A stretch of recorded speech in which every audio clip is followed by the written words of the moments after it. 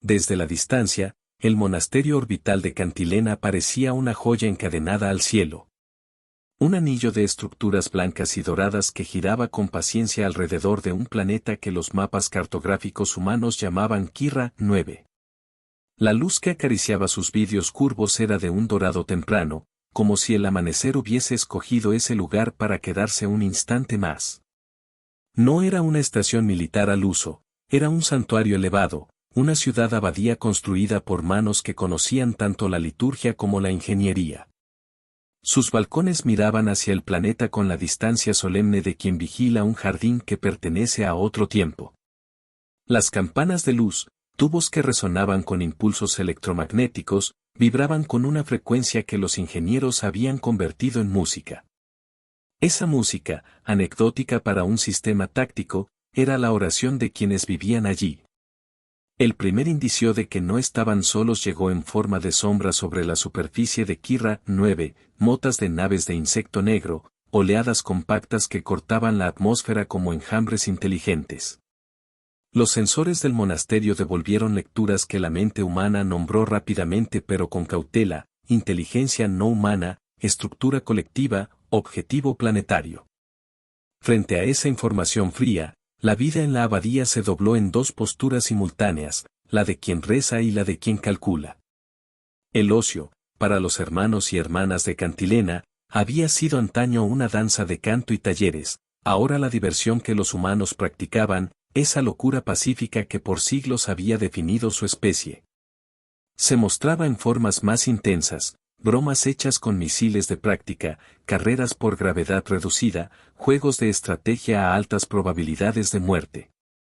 Era un instinto indómito, humores que los acompañaban incluso en la ceremonia de la defensa. El líder no se presentó con ruidos de guerra. Se manifestó como un cálculo frío en la sala de observación, madre superior a Aixalomas, que había tallado su vida en libros de teología y planos de propulsión. Sus manos, cuando posaban las cuentas del rosario fotónico que nunca soltaba, simultáneamente trazaban líneas de trayectoria en el aire. Junto a ella estaba el táctico, Efraín Corso, un hombre de mirada nítida y memoria de ferro, un estratega que había aprendido a convertir la adversidad en patrón. Y también estaba la joven inventora que había cultivado un humor que a otros les habría parecido suicida, Naya, curtida por soldaduras nocturnas y por ese extraño placer humano de probar límites. El adversario no usaba palabras. Los REL, una colectividad de tallos y ojos que orbitaban la tecnología como si fuesen satélites biológicos, atacaban a destinos por sistemas de patrones. A primera vista, parecían un enjambre sin intención religiosa, sin embargo, su propósito era claro y aterrador: terraformar. Donde los REL posaban biostigmias, el suelo cambiaba de estado, los mares se espesarían y la atmósfera adquiría un gusto ajeno.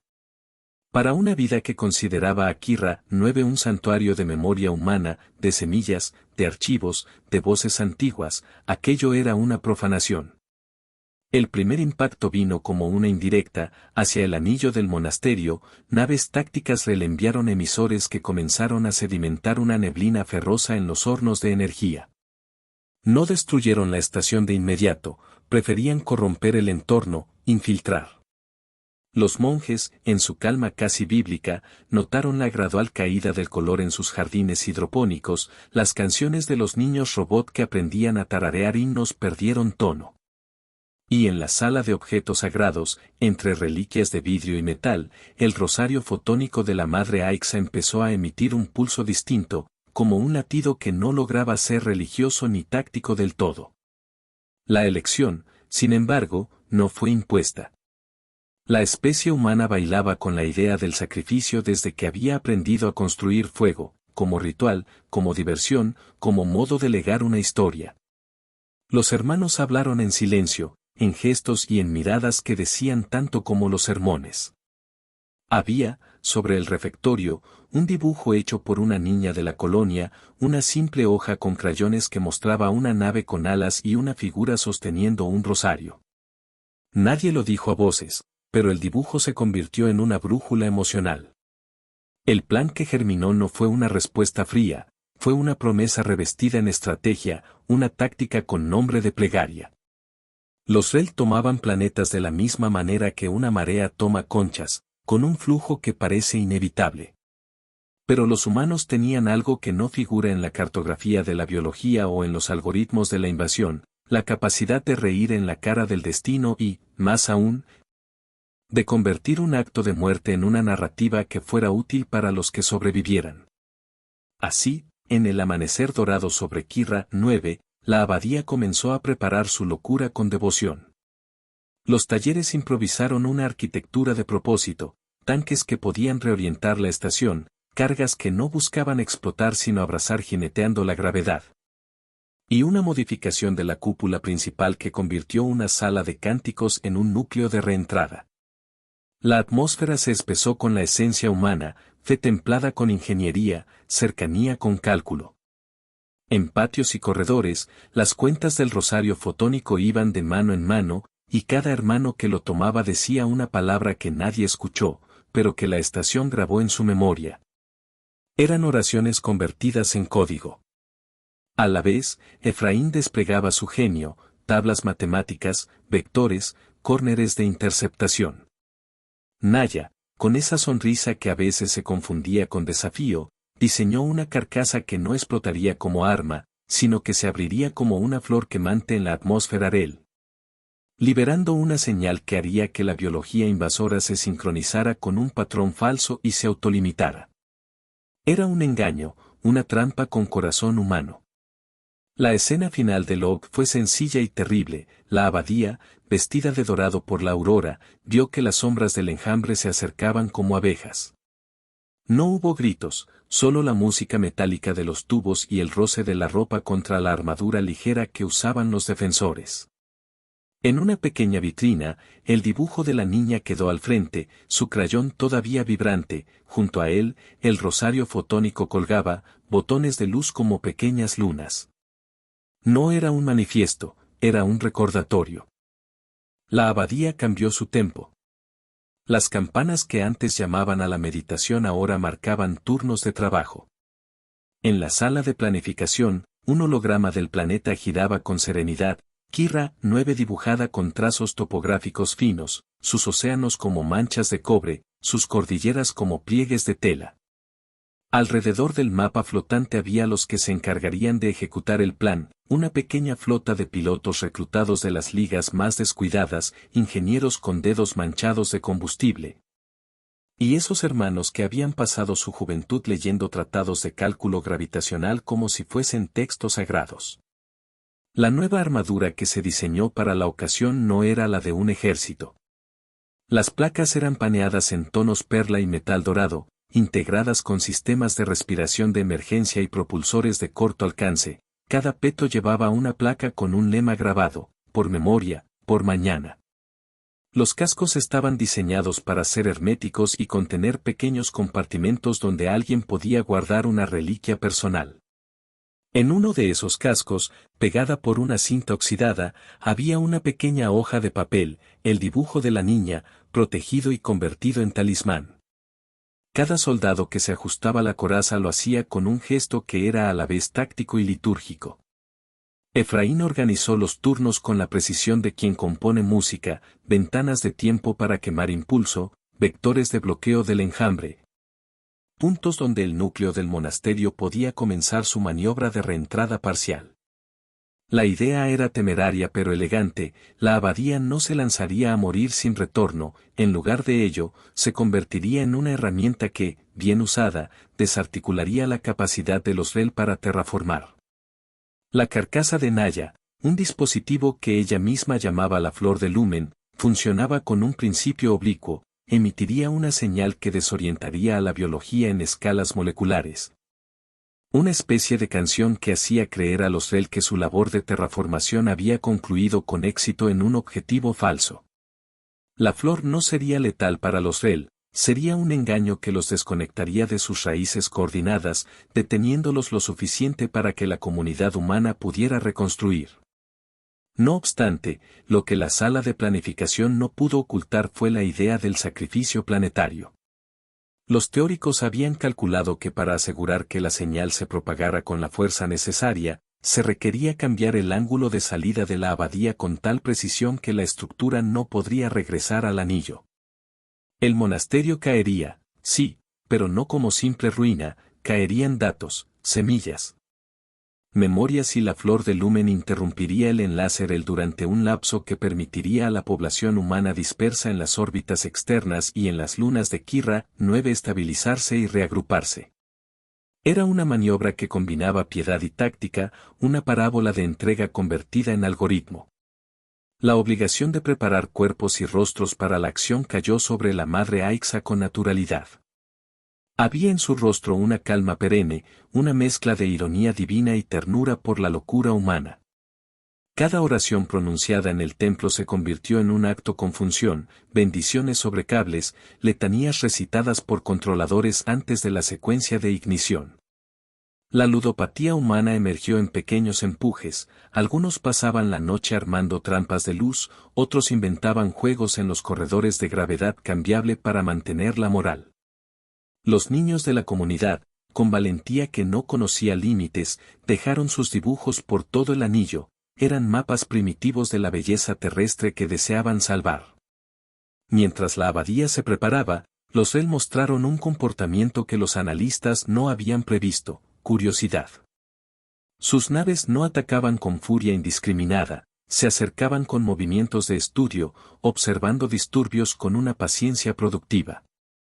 Esa curiosidad damoclesca permitió a Efraín construir planes de distracción, pequeñas ondas que imitaban patrones de terraformación, emisiones de radio que parecían ofrendas de mineral. Cada señuelo se colocaba con una precisión que consumía la quietud de la madrugada. En una cámara lateral, protegida por blindajes simples y por la devoción de los que sabían que debían custodiar el pasado, se almacenaron las reliquias, semillas, archivos de voz de ancestros.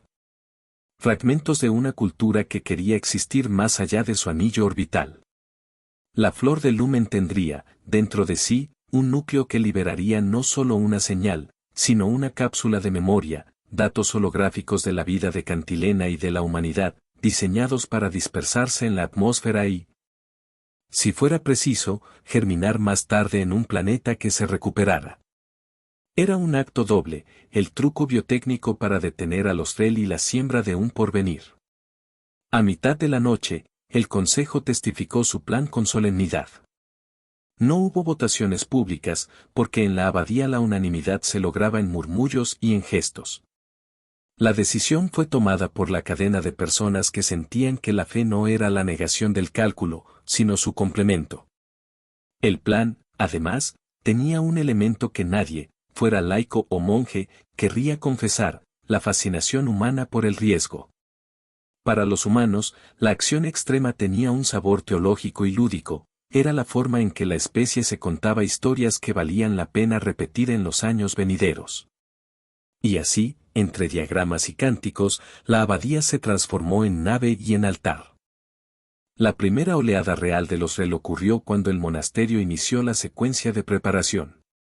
En la periferia, las ondas de desplazamiento mostraron cambios, microcolonias que comenzaban a anidar en las capas bajas de la atmósfera, hebras biológicas que se entrelazaban como raíces.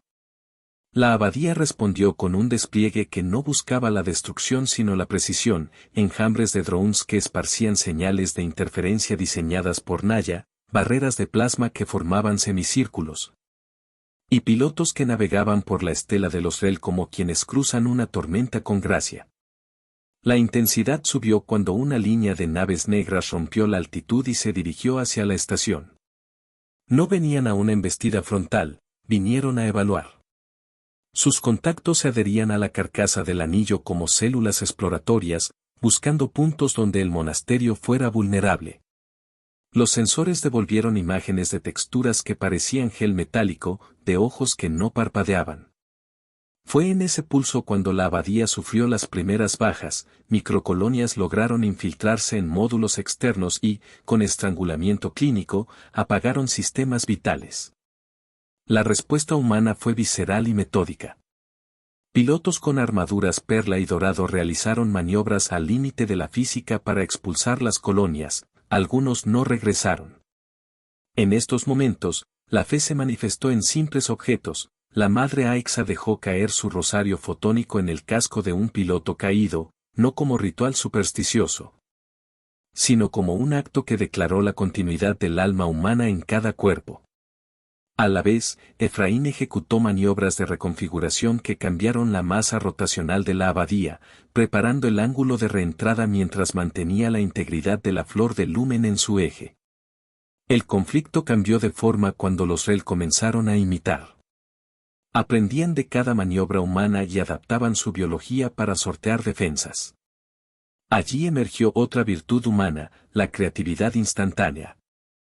Efraín y su equipo no respondían con un código único, improvisaban. Naya, encerrada en su taller con soldaduras y oraciones, modificó la flor para que su señal tuviera bandas moduladas por frecuencia emocional, una idea audaz y casi absurda. Transmitir patrones que imitaban la estructura de oraciones humanas, moduladas por la cadencia de los cánticos locales.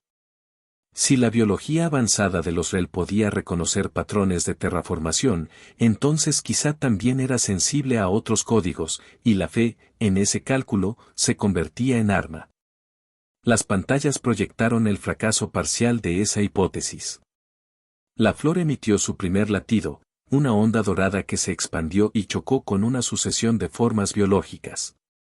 Parte del enjambre se desorganizó, otra parte se reconfiguró en una ofensiva más concentrada. La abadía empezó a recibir impactos más precisos, como si los rel hubiesen decidido que la devoción humana merecía una respuesta medida. Las naves humanas lanzaron cargas que no estallaban con violencia, sino que liberaban campos de interferencia. La atmósfera se tornó en un lienzo de luces y humos, de diálogos silenciosos entre tecnología y biología.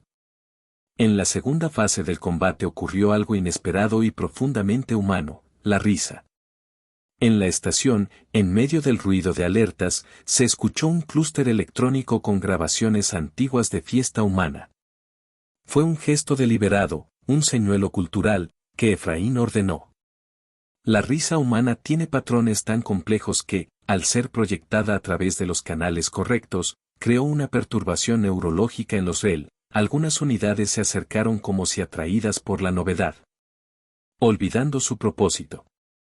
Ese instante de audacia permitió a la abadía realizar una carrera decisiva, cambiar su inclinación orbital con la fuerza justa para preparar la reentrada parcial.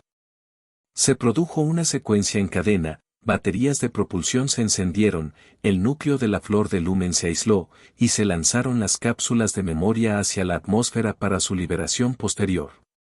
En la cubierta, los rostros humanos tomaban color, como si el fuego suave de la tradición encendiera sus mejillas. Hubo momentos de teatro táctico, pilotos que ejecutaban piruetas para atraer colmenas, ingenieros que improvisaban soluciones con piezas recicladas, y la madre Aixa que, en un gesto que nadie pidió pero todos entendieron, dejó el rosario fotónico sobre el tablero principal antes de que la maniobra final comenzara. La llegada de la segunda gran oleada rel fue el coro que marcó el tiempo. Esta vez venían sincronizados y con mayor brutalidad. La abadía recibió impactos que dejaron abolladuras, placas quemadas y, para algunos, heridas que no se cerraban en horas. La continuidad de la defensa dependía de un cálculo de tiempo.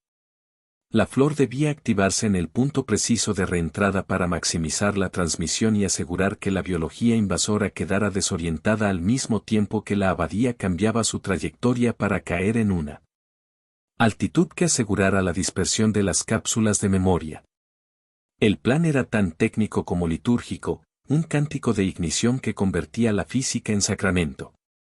En el clímax de esa secuencia, hubo un error, una brecha en uno de los conductos de la cámara que alojaba la flor. Un fragmento de metal voló y dañó un modulador crítico. El reloj comenzó a correr con una nueva urgencia. Naya, manchada de hollín y con las manos temblando, trabajó con el rostro iluminado por chispas. Sus ojos transmitían la mezcolanza de una fe infantil por hacer funcionar las cosas y una furia fría por la imperfección. Sabía que la maniobra todavía se podía completar, pero la ventana de oportunidad se reducía a minutos. Mientras tanto, en la superficie de Kira 9, las colonias humanas desperdigadas resonaban con la alarma, era una coreografía de miedo y resolución. La abadía no era una carga perdida para ellos, era la palanca que, si funcionaba, permitiría que sus vidas no fueran borradas. Esa convicción se convirtió en combustible. Cada trabajador en la abadía se movía con un propósito que borraba la noción de diversión y la transformaba en obligación sagrada. Su locura seguía intacta, pero ahora se jugaba en escalas mayores. La maniobra final fue una partitura de precisión y sacrificio. La abadía, ya marcada por abolladuras y por la huella de Al-Azrael, inició la secuencia de reentrada con una solemnidad que se acercaba a lo religioso. Efraín dirigió la coreografía con frialdad táctica, ajustes milimétricos en el impulso de los propulsores, cambios de masa por eyectores controlados, y la apertura gradual del núcleo de la flor de lumen. Todo debía ocurrir en una sinfonía de segundos. Lo que siguió no fue un estallido de heroísmo febril, sino una serie de actos concentrados, como los movimientos de un cirujano en una operación imposible. A mitad de la ejecución, la situación se complicó, los REL, adaptándose a la señal de la flor, lanzaron un contraestímulo. Era una estructura biológica que imitaba el pulso de la abadía, un espejo viviente que buscaba neutralizar el engaño. La señal de la flor empezó a distorsionarse, los moduladores respondieron con interferencias. En ese punto, la línea entre fe y táctica se difuminó aún más. La madre Aixa, comprendiendo que la modulación principal se perdería, ejecutó una acción que no estaba en los planos, tomó el rosario fotónico, aquel que por tanto tiempo había sido su objeto de devoción, y lo colocó en el corazón del modulador primario. No fue un acto simbólico solamente. El rosario fotónico contenía microcircuitos que conservaban una firma de tiempo de la abadía, las voces de los niños, las grabaciones de los cánticos, la vibración de los talleres. Al introducir ese patrón humano en el flujo de la señal, Aixa no solo añadió un tono, añadió la estructura emocional que Naya había buscado digitalmente pero que solo la calidez real de la comunidad podía proveer. La señal recobró su forma con variaciones. Los REL, incapaces de absorber la contradicción humana, comenzaron a desincronizarse con mayor rapidez. La mitad del éxito residía en ese gesto íntimo, y la otra mitad en la calibración de Efraín. La abadía debía atravesar la atmósfera con un ángulo que liberara las cápsulas de memoria en franjas precisas. Para lograrlo, el equipo sacrificó lo que sabían que perderían, la capacidad de mantener la estación en órbita. Las narrativas personales se convirtieron en algoritmos concretos. Pilotos que podían regresar desistieron de maniobras de escape para convertirse en escudos móviles, ingenieros que podían evacuar, sellaron compartimentos para asegurar que los datos se mantuvieran en su ruta. Cada persona eligió su papel y, con ello, su final probable. En el corazón del clímax hubo una figura cuyo gesto sería recordado en los años venideros, Naya. Con la flor del lumen malherida, el modulador quemado parcialmente y el tiempo en contra, se movió hacia la cámara de distribución. Sus manos, cubiertas de grasa y cicatrices, comenzaron a rehacer conexiones imposibles. Cada unión era una promesa de que la señal lograría el ancho de banda requerido. Sabía que, para garantizar que la flor activara a su máxima potencia, la cámara debía sobrecargarse por un instante, generando una onda que la propia estructura no soportaría. Para hacerlo, Naya ajustó la salida de manera que el estallido sería local, una detonación que integraría la señal y liberaría las cápsulas. Pero con la condición de que sus alrededores se quemaran en un radio que impediría la supervivencia de gran parte de quienes la rodeaban. No hubo tiempo para dudas. Naya cerró los ojos. Pensó en el dibujo de la niña que guardaba en su casco y en las risas que había puesto en el emisor de la risa. Mientras sus dedos entrenzaban circuitos y su respiración marcaba el tempo, la flor de lumen alcanzó su pico. La señal, ahora con la modulación humana real introducida por el rosario y la calibración de Naya, explotó como una flor de luz en la atmósfera. Fue un estallido que no destruyó con fuego masivo, sino que desplegó una red de patrones que actuó como un imán de desinformación para la biología REL. El efecto fue casi inmediato, las unidades REL en contacto se desarticularon, sus colonias se cerraron en sí mismas y, por un lapso crucial, dejaron de perseguir su objetivo de terraformación. En el momento en que la señal alcanzó su cenit, las cápsulas de memoria se desprendieron y comenzaron su caída controlada hacia el planeta. Algunos regresaron con historias en sus trazas de calor, imágenes de campos humanos, viejos signos, semillas encapsuladas. La manipulación genética de la flor había convertido esas cápsulas no solo en memoria sino en promesa biológica, pequeñas semillas programadas para resistir condiciones hostiles. Pero la victoria no fue limpia ni sin precio. La sobrecarga necesaria para el despliegue final produjo un pulso térmico que, aunque diseñado para no destruir la vida en zonas no intencionadas, dejó la abadía en ruinas. Satélite decks cayeron, motores se fundieron y la estructura comenzó a perder la capacidad de sostener su órbita. La intención original de la maniobra la había llevado a un punto de no retorno, la abadía ya no tenía suficiente empuje para volver a la órbita. Su reentrada era inminente. En esos minutos finales, las historias humanas se entrelazaron con el destino táctico. La madre Aexa, con su rosario ahora sin brillo pero con su pulso almacenado en los registros, se dirigió a la cúpula. No dijo palabras, la omnisciencia del narrador ve los gestos como plegarias. Efraín transmitió su último vector desde la sala de control, un cálculo perfecto que aseguraría que la abadía cayese en una trayectoria que maximizaría la liberación de las cápsulas y la perturbación de los REL. Naya, con el casco cubierto de polvo, se acomodó en la cámara afectada que se había convertido en el corazón del dispositivo. Respiró profundo y emitió una última sonrisa que no fue para la guerra sino para la belleza de haber hecho funcionar algo imposible.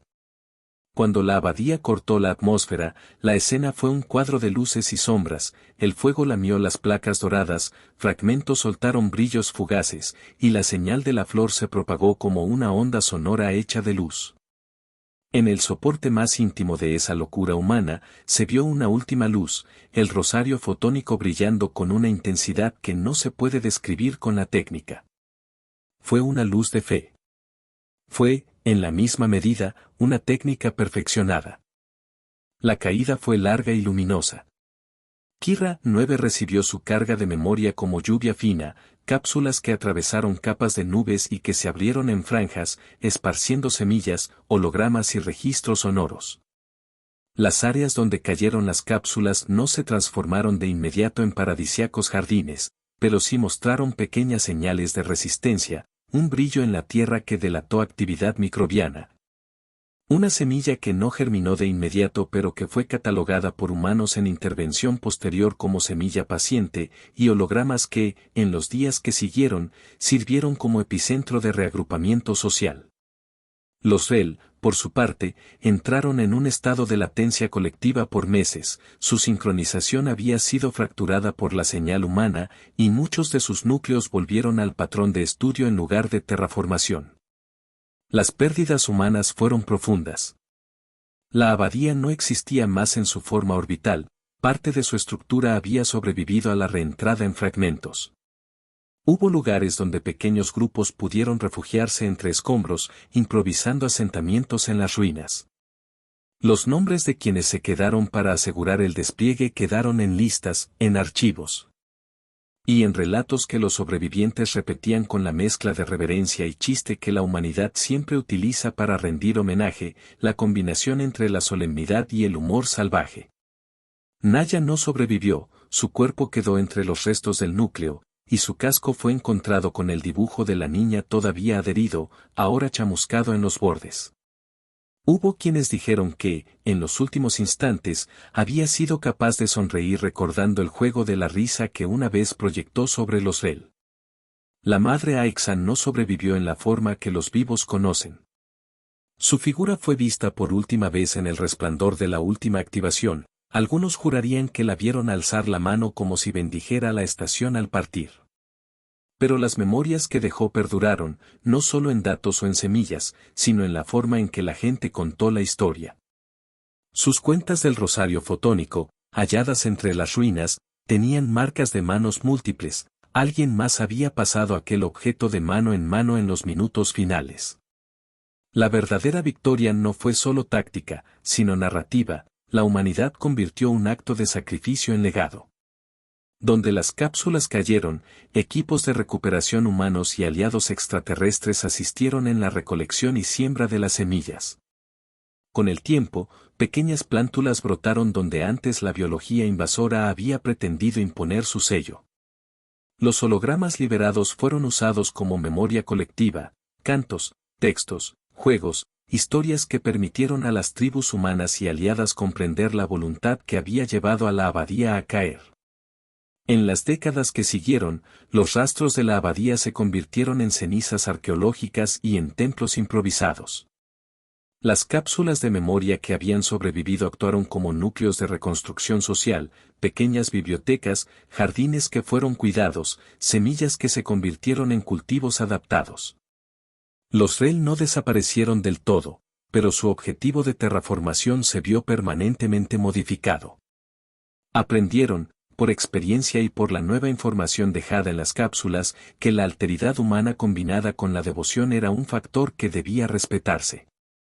En ciertas regiones, se observó un novedoso equilibrio, la coexistencia estaba cargada de vigilancia mutua, de una paz que había nacido de la imposibilidad de ignorar el costo del conflicto.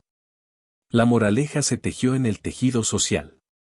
Historias circulaban, contadas por narradores que agregaban humor y heroicidad en proporciones variables. La infancia en colonias escuchaba las hazañas de Naya, la serenidad de Madre Aixa, la audacia táctica de Efraín, y las bromas que se remataban con la frase que los niños repetían como juego de resistencia.